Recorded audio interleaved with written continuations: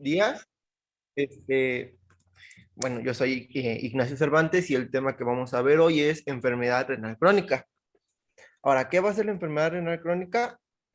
Bueno, como tal, la mayoría de los libros y también la guía de práctica clínica la van a definir como una disminución de la función renal que va a estar demostrada por una tasa de filtración glomerular de menos de 60 mililitros por minuto en 1,73 metros cuadrados, o también por marcadores de daño renal, o ambas, de al menos 3 meses de duración sin tener en cuenta la causa subyacente. Ahora, además de esto, también hay que tener en cuenta otro término que sería el de nefropatía en etapa terminal, que esta va a suceder cuando hay una acumulación de toxinas, líquidos y electrolitos que van a causar el síndrome urémico. Y bueno, esta etapa normalmente va a conducir a la muerte, a menos que estas toxinas se eliminen y bueno, se eliminen por tratamiento de sustitución renal. ¿Ok? Bueno, hablando más en cuanto a epidemiología, vamos a tener que, bueno, mencionan que esta enfermedad va a ser de las enfermedades crónicas más olvidadas, pero como tal va a representar un grave Bueno, problema de salud, ya hola. que va a ser la segunda causa más importante de años de vida perdidos. Ajá. Si quieres, sí, mándale la interconsulta con César. Por favor. Sí, gracias. Bueno, también bueno, mencionan que se reporta una prevalencia del 12,2% y un aproximado de 51,4 muertes al año por cada 100,000 habitantes. Bueno, este es en México. Y también mencionan que bueno, la Secretaría de Salud menciona que se ha estimado que alrededor de 6,2 millones de mexicanos, estos con diabetes, van a tener algún grado de enfermedad renal crónica en sus distintas etapas. Pero no todos ellos van a saber que la padecen y mencionan que hasta un 98% de las personas que padecen enfermedad renal crónica se encuentran en etapas tempranas, cuando esta enfermedad todavía es controlable y en algunos casos reversible. Bueno, en cuanto a factores de riesgo, esta igual va a ser una enfermedad multifactorial, pero como tal, los que tienen una asociación más fuerte para su desarrollo van a ser, mencionan la descendencia afroamericana, la edad avanzada, historia familiar de enfermedad renal, tabaquismo, obesidad, hipertensión y diabetes. Y bueno, dentro de todos estos factores de riesgo, también la guía de práctica clínica lo dividen en 4 categorías. Factores de susceptibilidad, que van a ser aquellos que van a incrementar la posibilidad de que una persona pueda desarrollar daño renal. Entre estos se encuentran, como les dije, la historia familiar, la edad avanzada, la raza negra, diabetes, obesidad e hipertensión arterial. Después están los factores iniciadores, que son como tal aquellos que van a ocasionar este daño directo y van a empezar a disminuir la masa de nefronas.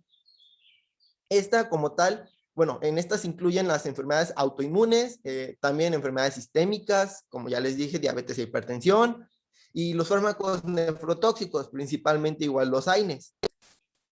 Después la otra sería los factores de progresión. Estos son los que van a permitir que este daño renal avance de una manera acelerada. En estos, los que mencionan son 2 principales, que sería la diabetes y la hipertensión mal controladas. Y bueno, por último estarían los factores de estadio final o de etapa terminal, que son aquellos que van a terminar por causarle alguna complicación al paciente o ya finalmente hacer que fallezcan. Y bueno, en estos mencionan que serían principalmente una derivación tardía nefrología, anemia y dosis bajas de diálisis. ¿Ok? Hasta aquí, no, después, bueno, en cuanto a la clasificación, para estadificarla como tal, es necesario calcular la tasa de filtración glomerular. Esto se realiza ya que en las etapas 1 y 2 normalmente no se van a acompañar de síntomas. Entonces, no podemos, y bueno, también no va a haber no podemos depender mucho de la creatinina, ya que esta va a estar alterada en estadios más avanzados de la enfermedad.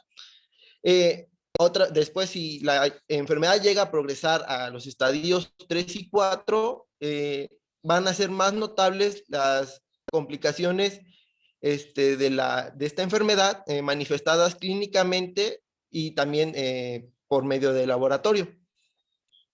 Y por último, si ya dejamos que la enfermedad evolucione hasta la etapa 5, en este estadio es donde se van a empezar a acumular las toxinas, al grado en que la persona suele presentar perturbaciones en su bienestar, estado nutricional y hemostasia. Algo que cabe resaltar en esta clasificación en cuanto a a la tasa de filtración glomerular es de que en la etapa 4 a veces también se le puede llamar etapa de prediálisis, que es cuando se está viendo al paciente las opciones para un tratamiento de sustitución renal, y ya por último está en la etapa 5, como lo pueden ver en la tabla viene G5D, que bueno, esta como tal es que ya el paciente debería de estar en tratamiento de sustitución renal. Y bueno, tenemos, además, también tenemos, bueno, la clasifican de acuerdo a la categoría de albuminuria, que esta va a ser la principal proteína que, bueno, en esta enfermedad que se va a desechar por la orina. Y bueno, nos va también a permitir estadificarla y tener un pronóstico de cómo va a evolucionar. Y para esto, se me fue, la guía que digo, creo esta tabla donde podemos empezar a ver en qué estadio se encuentra nuestro paciente, y con esto vamos a poder sí ver qué pronóstico puede tenerlo. Como podemos ver en etapas, como les dije, en etapas iniciales, ya sea G1 o G2 con A1, esta enfermedad todavía es controlable y podemos evitar que siga evolucionando y evitarle más complicaciones al paciente. Ahora, ¿hasta aquí tienen alguna duda? No, todo No, bien. compañero, gracias. No, compañero, todo Ok. bien, gracias. Bueno, ahora, para antes de hablar de fisiopatología, tenemos que recordar como tal todas las funciones que realiza el riñón. Como tal, sus funciones principales van a ser la formación de la orina, por la cual vas a desechar sí, va a tirar los desechos metabólicos, sustancias extrañas, químicos y fármacos. También con esto va a ayudar a la regulación del agua y equilibrio de iones, la osmolaridad y el equilibrio ácido-base. También el riñón va a tener una importante función endocrina, ya que en se produce la renina, se produce la vitamina D activa, el calcitriol, y también la eritropoyetina. Además de que el riñón va a estar encargado de catabolizar algunas hormonas, que más adelante les voy a decir. Y bueno, por último, también tenemos el mantenimiento de la glucemia. Como pueden ver, todas estas funciones del riñón están interconectadas. Por ejemplo, al momento de empezar a secretar iones, digamos el sodio, empieza con esto también a disminuir el volumen de agua en el cuerpo, por lo cual hay un control de la volemia, y con esto hay una regulación de la tensión arterial. Bueno, ahora, ya entrando como tal a fisiopatología, vamos a tener que primero debe de producirse un daño renal que empieza a reducir la masa de nefronas. Una vez hecho esto, va a haber mecanismos de compensación, el cual va a ser la hiperfiltración glomerular y Sí, la hiperfiltración glomerular, por la cual las nefronas no dañadas por esta lesión inicial se van a volver hiperfuncionantes.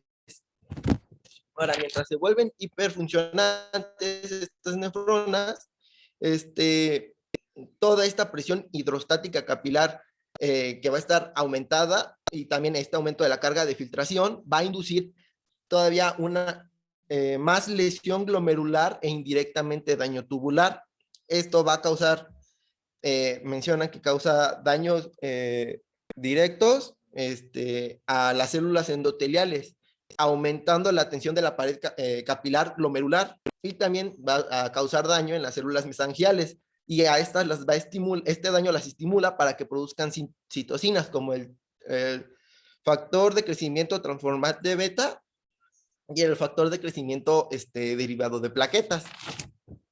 Ahora, una vez que el número de nefronas funcionantes alcanza un nivel crítico, o sea que ya hay muy pocas que todavía tienen esta capacidad de realizar su filtración bien, estos mecanismos de compensación se van a volver insuficientes y van a producirse alteraciones bioquímicas y clínicas típicas del síndrome urémico.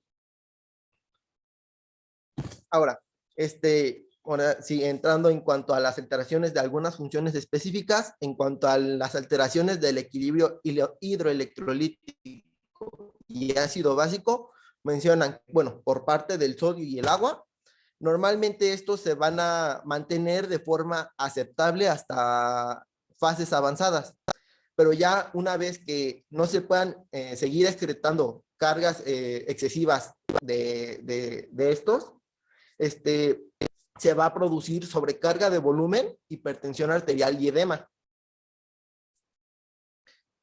Y bueno, esto es en caso de cargas excesivas, pero cuando en situaciones en las que el riñón necesita reabsorber esta agua para mantener el balance, no lo va a poder lograr y normalmente produce deshidratación e hipernatremia.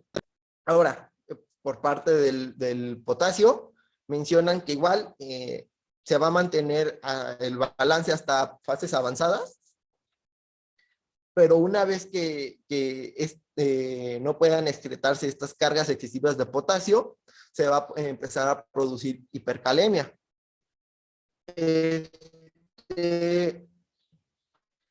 En cuanto a los hidrogeniones, mencionan que cuando esto se ven alterados principalmente cuando la filtración glomerular va a disminuir a menos de 30 mililitros por minuto.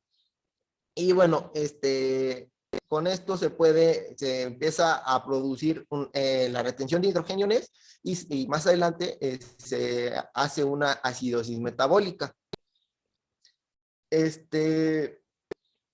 Del ácido úrico y del magnesio mencionan igual hay tendencia a retenerlos por la disminución de su excreción, pero que bueno, algo muy curioso es que en el caso del ácido úrico, su acumulación menciona que raramente va a ocasionar episodios de gota en estos pacientes.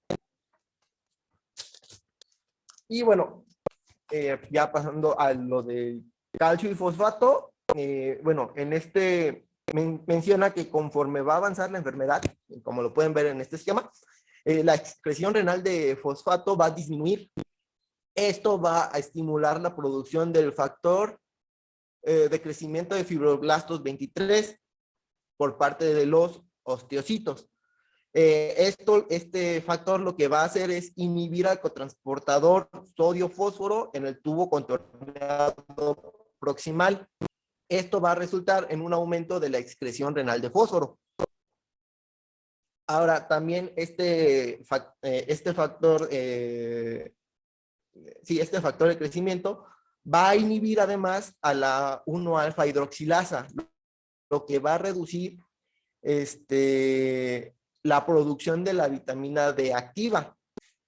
Esto además, esto posteriormente va a resultar en la síntesis excesiva de hormona, la cual va a contribuir al incremento de la fosfaturia. Y bueno, mencionan que igual en fases más avanzadas, conforme va avanzando la enfermedad, esta, se me fue.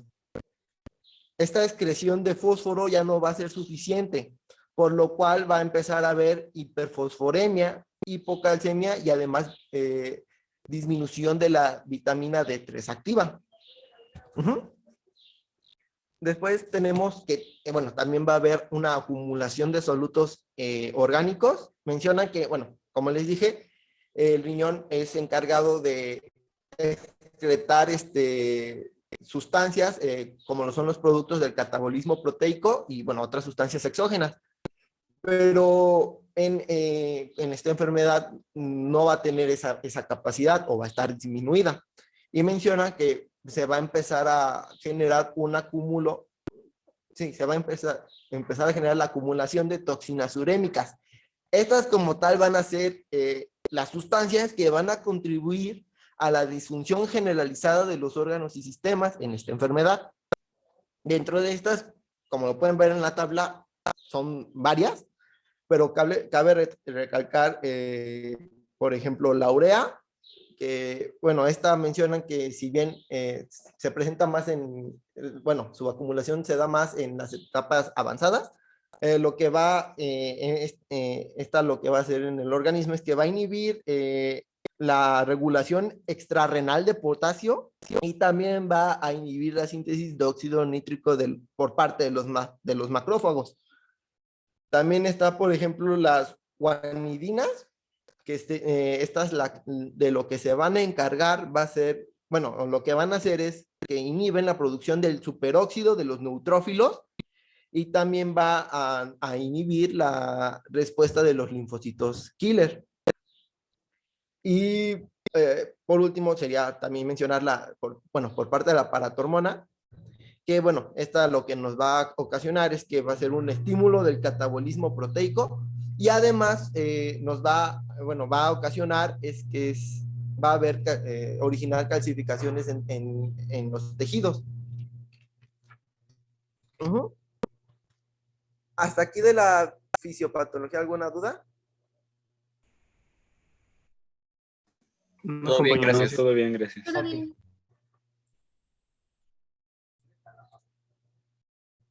Bueno, ahora, se me olvidaba también, alteraciones hormonales que va a tener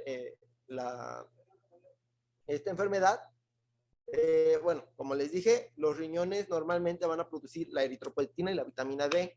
Y bueno, en este caso se van a encontrar disminuidas. Y por otro lado, les dije, también el riñón se encarga de catabolizar algunas sustancias como lo son, por ejemplo, la insulina, el glucagón, gastrina, calcitonina y la paratormona. Entonces, al no poder catabolizarlas, estas hormonas van a tener un aumento en su vida media, que van a ocasionar otras alteraciones, como lo vamos a ver ya en lo que viene del cuadro clínico. Ahora, mencionan en el cuadro clínico, en estadios tempranos, normalmente G1 y G2, los pacientes suelen estar asintomáticos y de tener algunos síntomas van a ser inespecíficos, como lo son malestar general, debilidad, insomnio, anorexia, náuseas y vómitos.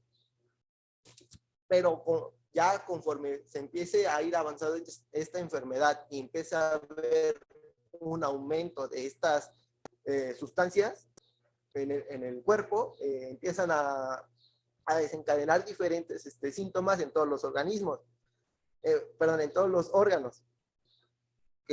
Bueno, iniciando, por ejemplo, con las manifestaciones cutáneas, tenemos que normalmente los pacientes van a tener una piel pálida y terrosa.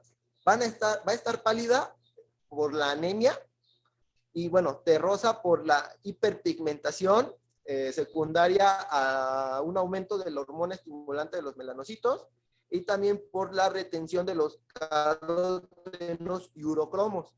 Menciona que también estos pacientes pueden tener desaparición de la lúnula, van a tener prurito, generalizado, normalmente es muy intenso y los pacientes tienden a tener tienden a lesionarse por el rascado intenso que realizan.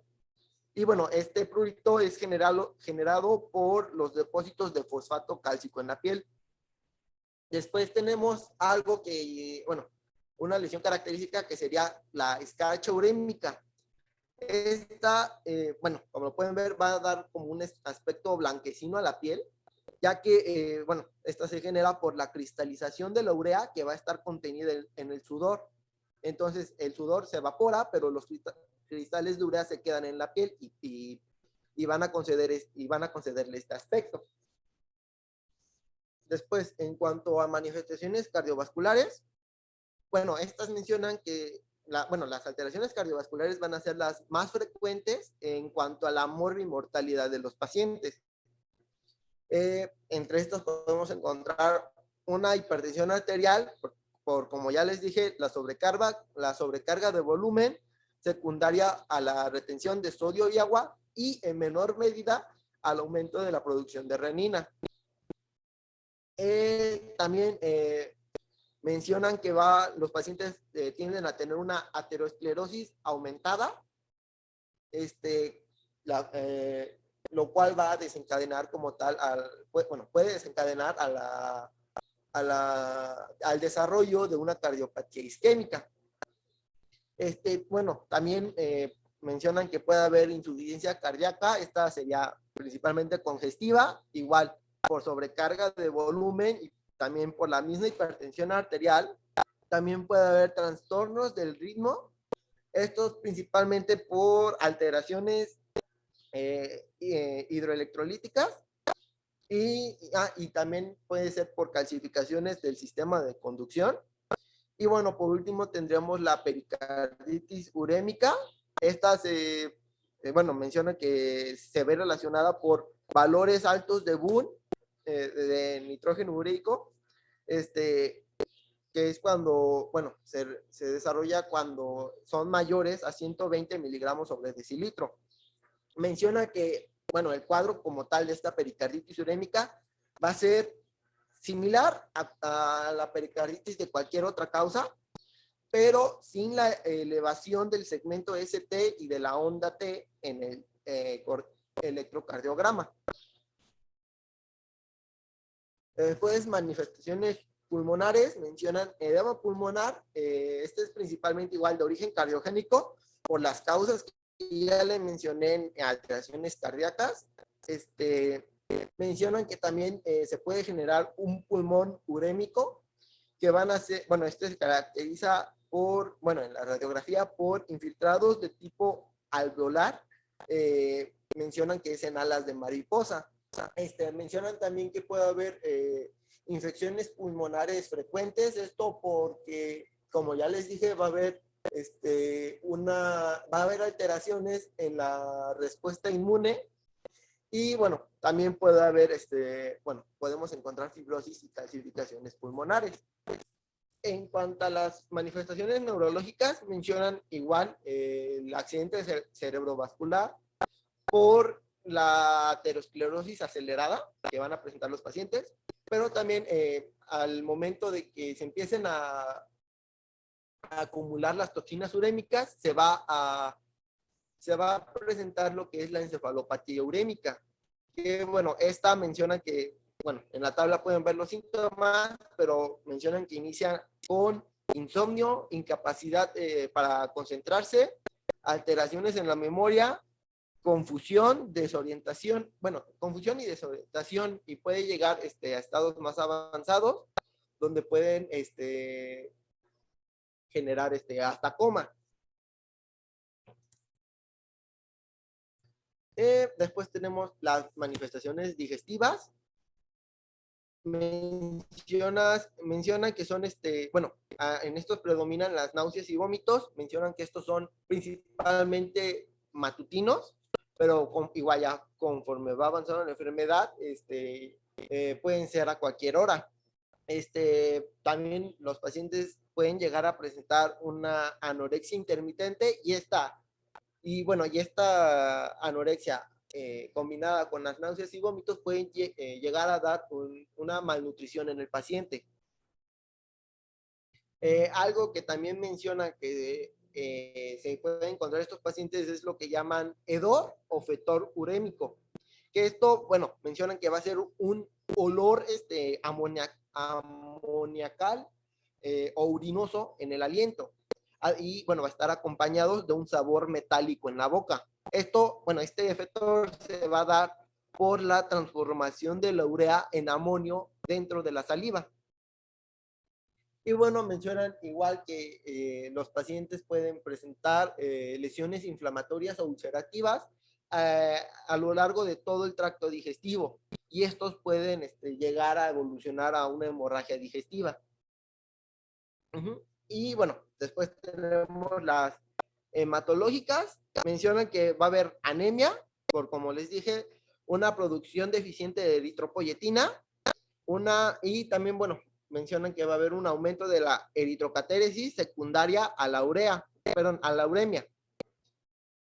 Mencionan que normalmente esta anemia llega a ser normocítica, normocrómica, a menos que haya una deficiencia de hierro. Y bueno, también tenemos que va a haber una disfunción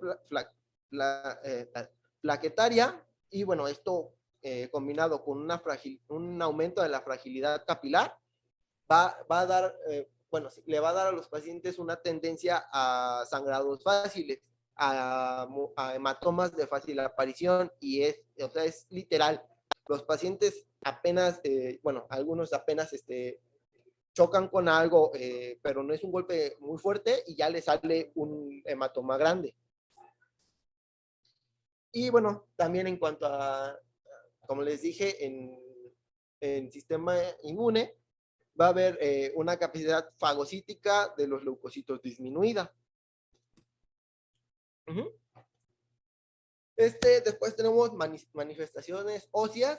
Dentro de estas, mencionan que se da principalmente la osteodistrofia renal, que va a ser un conjunto de lesiones óseas que resultan de las alteraciones del metabolismo mineral. Y bueno, dentro de esta osteodistrofia se encuentran el hiperparatiroidismo secundario, la osteomalacia, la enfermedad ósea adinámica y las calcificaciones metastásicas. En cuanto a manifestaciones endocrino-metabólicas, mencionan que va a haber una disfunción sexual debido a la disminución de los niveles de testosterona en varones y progesterona en mujeres. También mencionan, bueno, con esto va a haber anomalías menstruales.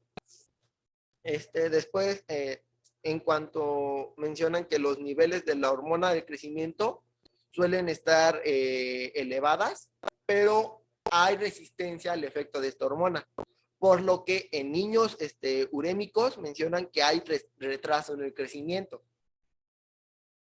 También mencionan que puede generar una hipoglucemia. ¿Esto por qué? Porque como ya les dije, el riñón se encarga de catabolizar a la insulina. Entonces, al no poder hacerlo, va a aumentar la vida media de esta hormona.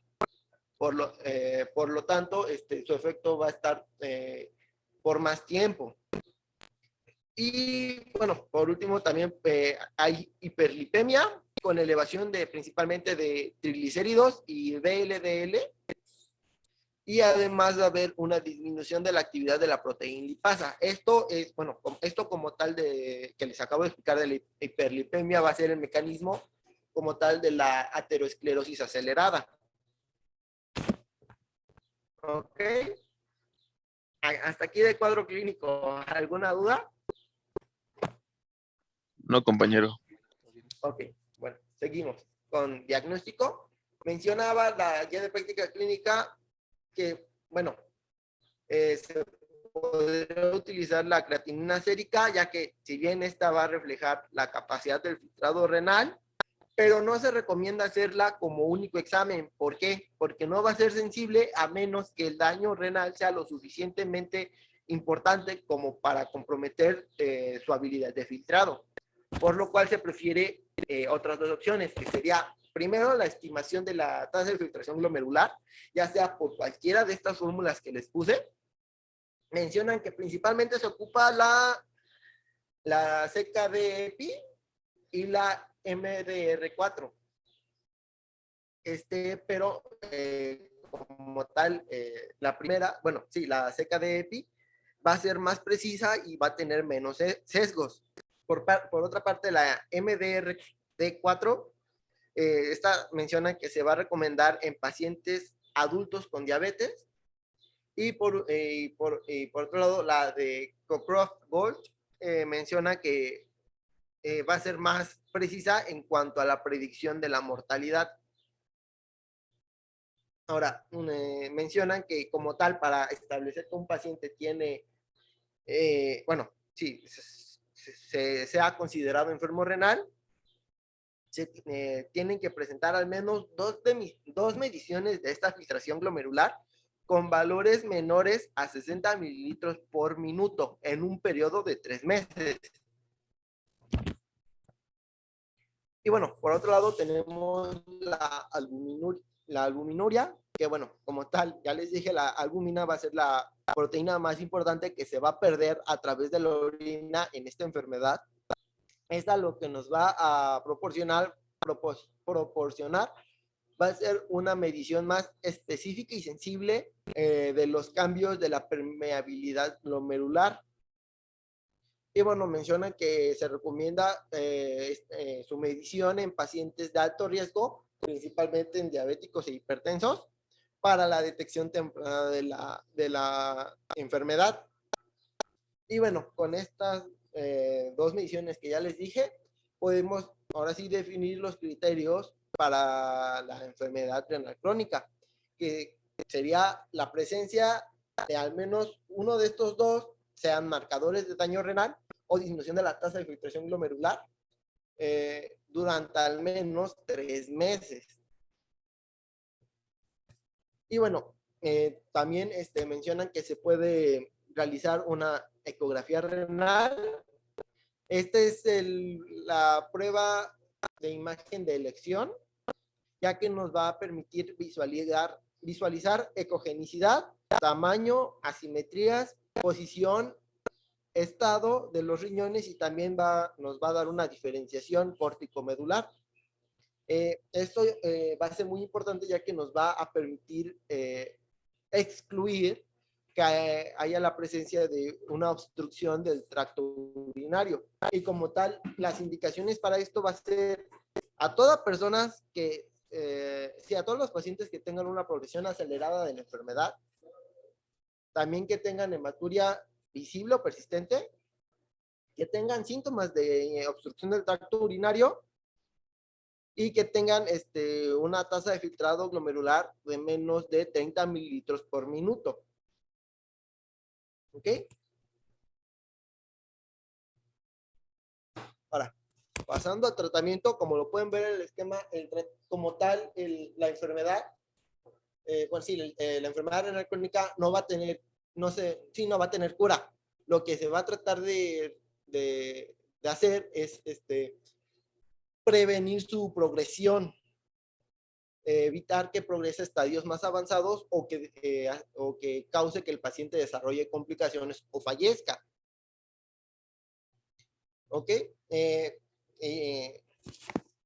Iniciando con los objetivos sería como tal eliminar pues sí, las enfermedades que puedan causar una aceleración del daño renal, por ejemplo, en la diabetes. En estos mencionan que se puede utilizar insulina. Esta lo que va a permitir es revertir parcialmente la hipertrofia glomerular e hiperfiltración. Además de que también va a ayudar a disminuir la progresión del descenso de la filtración glomerular. Y por otro lado, también tenemos los inhibidores de SGLT2, que bueno, además de igual ayudarnos a disminuir la glucosa, disminuyen el riesgo cardiovascular de los pacientes y van a tener una reducción local de la respuesta inflamatoria y de la fibrosis glomerular. por parte bueno, en cuanto a la hipertensión, menciona que se puede hacer bueno, mencionaban en unos artículos que se puede hacer un bloqueo del sistema renina-angiotensina-aldosterona utilizando yecas o aras, bueno, yecas y aras, ya que, bueno, estas como tal mencionan que va a ser la piedra angular para reducir la proteinuria, la progresión de la enfermedad renal crónica y del riesgo cardiovascular.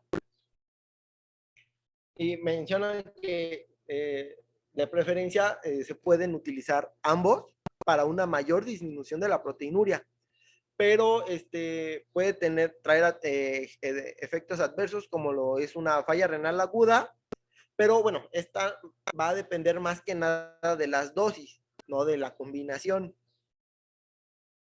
Y mencionan que como tal, en caso de ser intolerantes a los yecas o a los aras, se pueden utilizar los inhibidores de la renina, como lo sería el alisquirén. Ahora, en cuanto a la dislipidemia, mencionan que se recomienda el tratamiento con estatinas a dosis estándar en los pacientes con enfermedad renal crónica con más de 50 años o de menos de 18 años, o mayores de 18 años con factores de riesgo cardiovascular. Y algo muy importante es no utilizar fibratos. ¿Por qué? Porque va a tener, bueno, por los efectos adversos que llevan. Y bueno, estos efectos también se van a ver aumentados si se combinan con las estatinas. Y mencionan que los fibratos solo los debemos de valorar su uso en pacientes con triglicéridos mayores a 880 miligramos por decilitro. Después, como tal, para tratar la anemia, mencionan que se puede utilizar, bueno, hay dos tratamientos de elección, el hierro intravenoso o la eritropoyetina. El hierro intravenoso mencionan que, bueno, es una dosis única va a ser suficiente y lo que nos va a permitir va a ser un llenado rápido de las reservas de hierro. O por otro lado podemos también utilizar la eritropoyetina subcutánea, ya que esta presenta una menor cantidad de efectos adversos y va a requerir una dosis menor. Mencionan que la dosis normalmente es de entre 60 a 200 microgramos cada 2 a 4 semanas. Y bueno, algo que encontré en un artículo sería que el uso de bicarbonato. ¿Esto por qué? Porque va a ayudar a, bueno, primero a corregir en caso de haber acidosis en el paciente. Y además de que lo que va a ayudar es disminuir esta acidosis en el glomérulo y va a evitar una progresión del daño renal. Además de que va a tener riesgos, va a tener efectos benéficos como lo son un menor riesgo para que los pacientes inicien diálisis o también un menor riesgo de muerte por cualquier complicación de la enfermedad. Y esto, aunado a que no va a tener una elevación como tal el paciente de presión sanguínea o un riesgo como tal de elevación de la presión sanguínea o de falla cardíaca. Y bueno, ya después con esto se debería de, pues sí, evitar el progreso de esta enfermedad, pero en caso de que el paciente ya esté en las últimas 2 etapas de la falla renal, mencionan que se debería empezar a utilizar los tratamientos de sustitución renal, que sería la diálisis y el trasplante renal. No, perdón, antes de eso, se me olvidaba. También debe de haber una modificación de la dieta de los pacientes. Mencionan que debe haber una restricción proteica moderada y también una ingesta reducida de sodio. ¿Esto para qué? Para evitar descompensaciones en estos pacientes.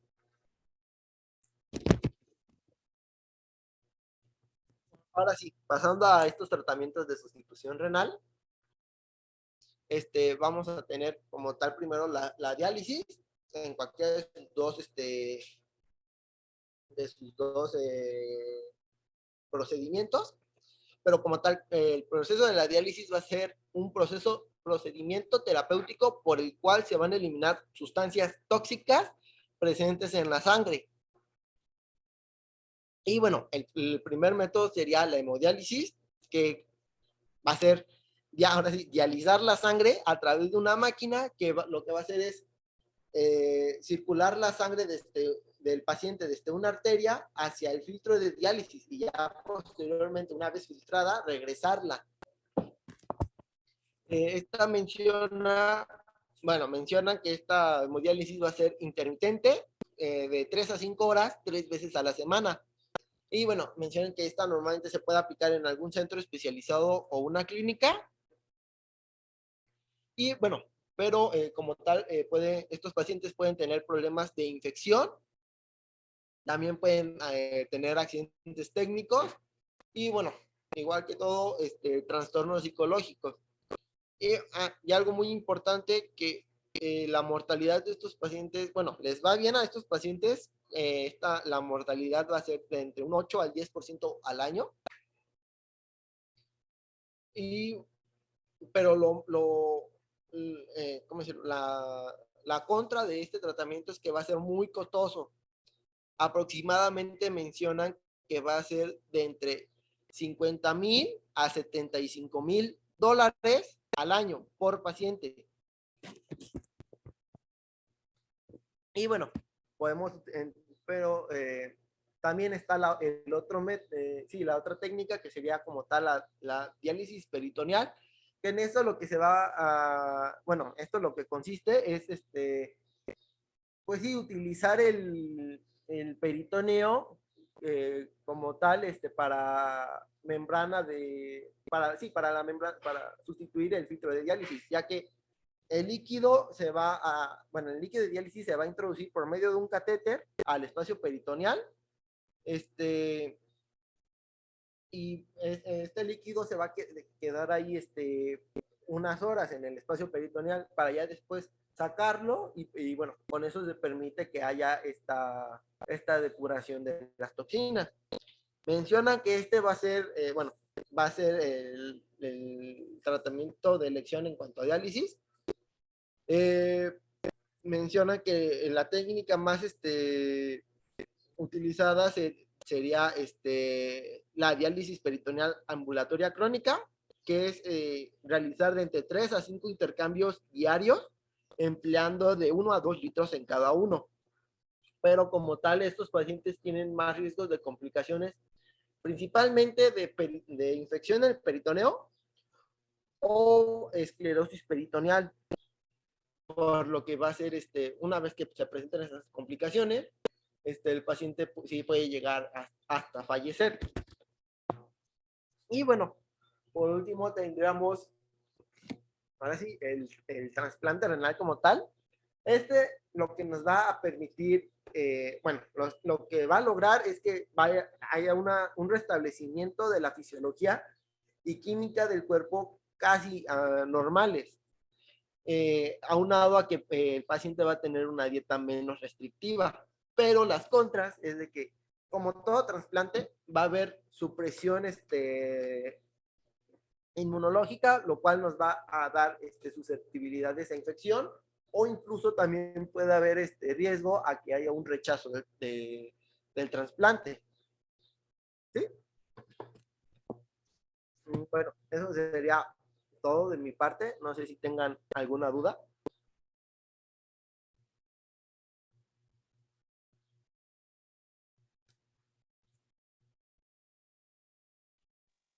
Ok, chicos, ¿alguien me podría decir cuáles son los dos parámetros que se utilizan entonces para definir la enfermedad renal crónica?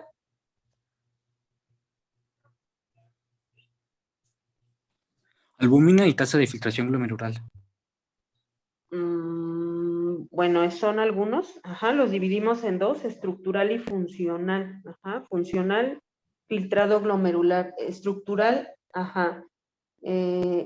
Albuminuria, ¿qué más? Y que sea mayor a 3 meses. Ajá, o sea, es un marcador de daño renal, ¿no? La albuminuria. ¿Qué otras alteraciones revisaron? ¿O solamente la albuminuria y el filtrado glomerular? También que haya un sedimento urinario anormal, Ajá, muy bien, anormalidades histológicas, muy bien. ¿Qué otra cosa? también al ver en imagen el riñón, se podrían ver anormalidades también estructurales. Exactamente. Muy bien.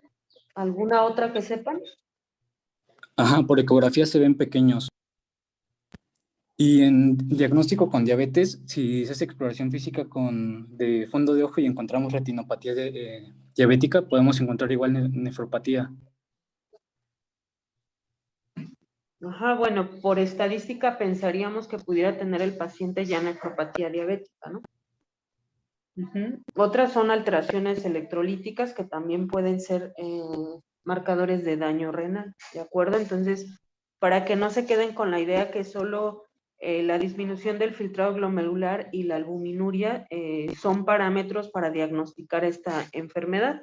Recuerden que tenemos algunas otras causas que condicionan la enfermedad renal crónica. ¿Cuáles son las dos principales que causan enfermedad renal crónica? Diabetes e hipertensión. Diabetes e hipertensión, y podemos tener otras. ¿Cuáles son? Que lo vimos. Glomerulonefritis. Ajá, las glomerulopatías, que son muchas de ellas enfermedades autoinmunes. Ajá, entonces no vamos a tener un comportamiento igual si mi paciente tiene enfermedad renal crónica por diabetes o hipertensión que por alguna glomerulopatía. Ujú.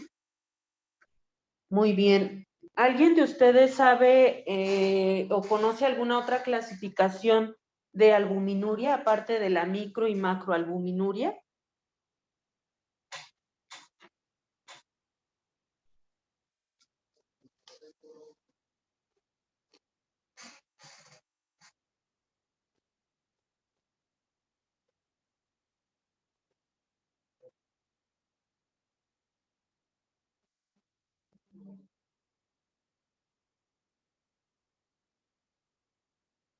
Oh, bueno, a ver, de acuerdo a la guía Cadigo, la albuminuria, ¿cómo la consideran ya patológica? ¿En qué Arriba, rango? arriba de 30. Ajá, entre 30 y 300, ¿de acuerdo? Y esa ya la clasifican como moderadamente elevada y mayor de 300 muy elevada, ¿de acuerdo? Entonces, también eso es importante que lo revisen. Ajá.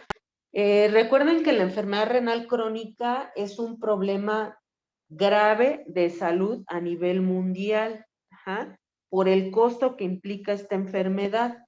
En México, más o menos, hay series que nos manejan entre un 11 un 12% de prevalencia de la enfermedad. ¿Cuáles consideran ustedes que pudieran ser factores de riesgo modificables para prevenir o retrasar la progresión de la enfermedad en caso que ya se presente? Tabáquico. ¿Cómo? Tabaquismo. La Tabaquismo. alimentación, obesidad. La dieta. Procesos alimenticios. Modificar la dieta. Consumo de fármacos también. Ok, de los factores de riesgo que les comentó Ignacio, ¿cuáles consideran modificables y cuáles no son modificables? ¿Se acuerdan cuáles les mencionó? Podría ser el tabaquismo, la obesidad, cambiando igual los hábitos alimenticios, ¿A esos que son modificables o no modificables. modificables? ¿Qué más? Pues los no modificables podrían ser la edad, el antecedente familiar de enfermedad renal crónica, el sexo. Ujú. La raza, muy bien. Entonces, tenemos varios factores de riesgo que podemos modificar y que nosotros como médicos podemos intervenir. Ajá. Si nosotros interviniéramos desde desde el primer nivel con una prevención primaria, evitaríamos tantos costos de esta enfermedad y tantas complicaciones que tiene esta enfermedad. Entonces, para este tipo de pacientes, para evitar que lleguen a enfermedad renal crónica, pues tenemos que llevar un control adecuado de la hipertensión, de diabetes, de obesidad, de las dislipidemias, suspender tabaquismo. Ajá. Son factores que son modificables y que nosotros como médicos podemos incidir directamente, ¿de acuerdo? Entonces, ¿cuál es el objetivo del tratamiento? Así en general. ¿Cuál creen Evitar que la sea? progresión. Exactamente, muy bien. Entonces, ¿cómo vamos a evitar la progresión? Pues incidiendo en esos factores, ¿no? Retrasando que la enfermedad evolucione, ¿de acuerdo? Y eso es lo más importante, que a ustedes les quede eso muy claro. ¿Dónde podemos incidir y para qué lo vamos a hacer? ¿De acuerdo? ¿Alguno de ustedes sabe en qué momento vamos a enviar al paciente al nefrólogo? Cuando la tasa de filtración glomerular está bajo de 30. Ajá, ¿qué más? Que haya proteinuria también. Cuando no responde al tratamiento que estamos dando. Ujú. Ajá, ¿qué más? ¿Qué otro parámetro han leído? Cuando igual no responda al tratamiento de hipercalemia que Ajá, exacto, muy bien. ¿Qué más? Cuando el paciente tiene anemia, cuando tiene acidosis metabólica, cuando la progresión es muy rápida, también hay que enviarlos al nefrólogo, ¿de acuerdo? En cuanto a los tratamientos, ¿qué leyeron? Tratamiento sustitutivo. Ay, ¿es mejor uno que otro? ¿Cuál sería lo ideal?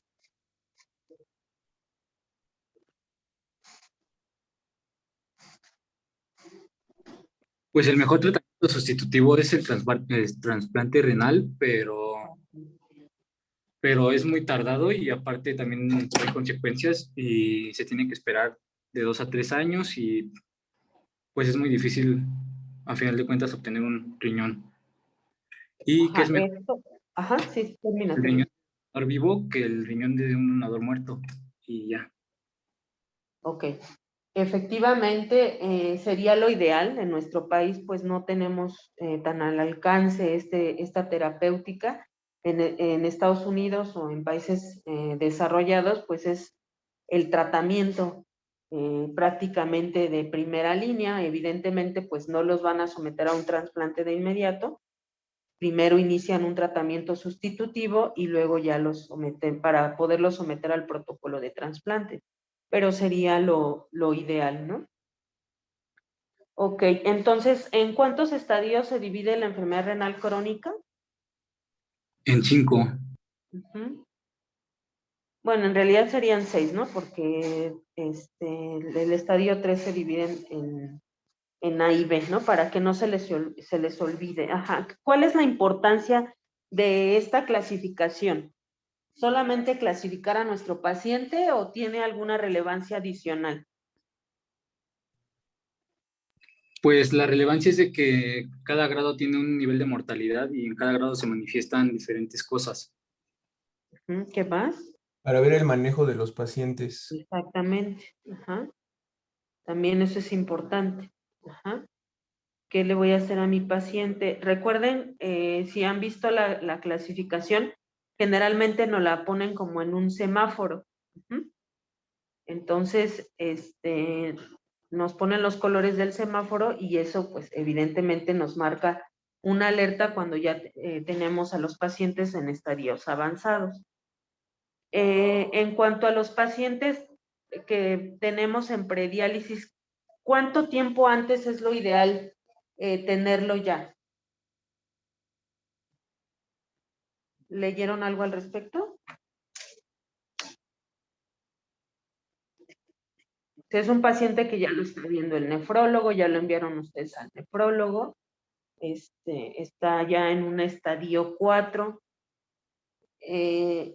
¿En qué momento nosotros vamos a empezar a hablarle a nuestro paciente qué es el tratamiento sustitutivo, cuántos existen, de qué se trata? ¿Qué leyeron de eso?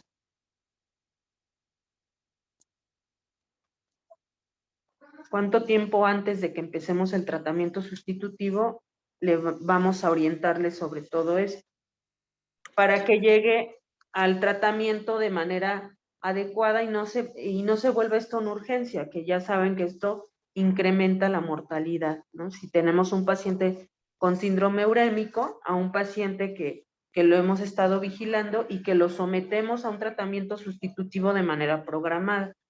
Generalmente lo que nos dicen los artículos es un año antes, ¿no? De iniciar tratamiento sustitutivo, y lo ideal es eso, que mi paciente llegue programado, ajá, no en síndrome urémico, que desafortunadamente, pues de un 80 a un 90% de los pacientes llegan así. ¿Por qué?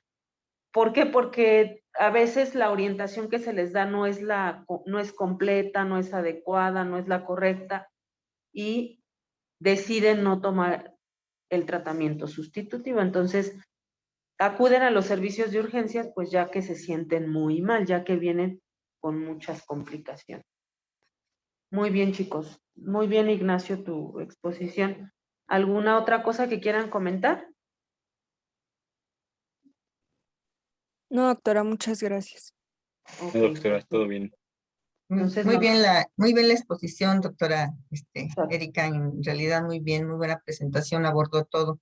Y yo creo que lo que usted les puntualizó también es lo más relevante que ellos deben tomar en cuenta.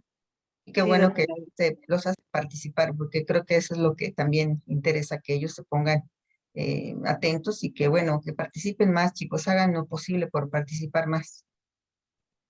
Claro que sí, doctora. Ok, Gracias. chicos. Recuerden que les recomendé un artículo de Nefrología al Día.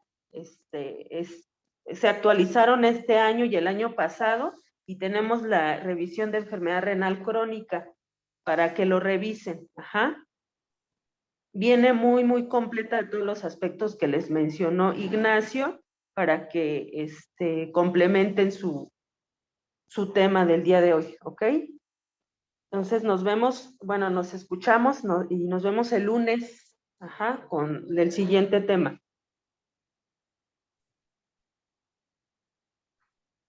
Muy bien, pues buen día, chicos. Cuídense. Hasta luego, muchas Gracias, gracias. hasta luego. Hasta luego, buen día. Buen fin Gracias, de doctora. semana. Igual. Hasta luego.